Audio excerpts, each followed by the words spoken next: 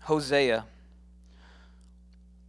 And so far from the cries of trying to make a love story about us, Hosea is going to bring an entirely different, a radical, a redemptive, a restorative love story. And he's going to put it down in front of you, and it's going to shock you at times. I imagine we'll be in this book for 4, maybe 5 months. You will quite possibly be shocked at some of the issues that arise, at some of the language that is used, at some of the analogies that are drawn, some of the events that occur. You will be shocked. Even the subtitle, Seeing God's Story Through the Prophet and the Prostitute, all of a sudden has that like little bite right there. Like, did he just say prostitute in church? Yeah, because that's exactly what this is. I'm going to say other words that are going to make you uncomfortable with God's type of love story. Because it's not all fairy tale. It's not.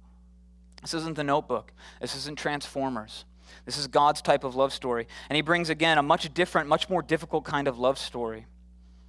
It's radical, it's redemptive, it's restorative, but it prefigures the most passionate love story, the only love story that echoes in eternity. Till death do us part, till the end, yeah. But what about after that?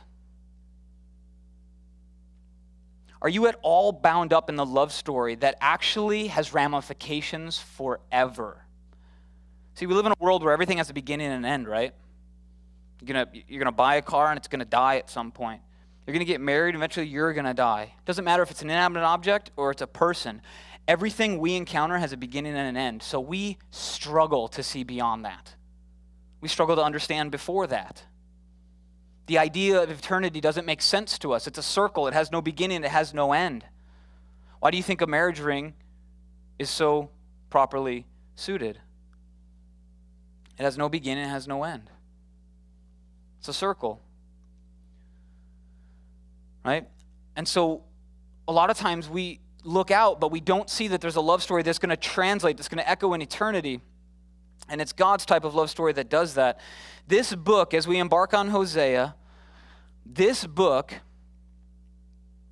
is about God's love for his people at the onset. But I'll give away the ending. This book is ultimately about Jesus Christ.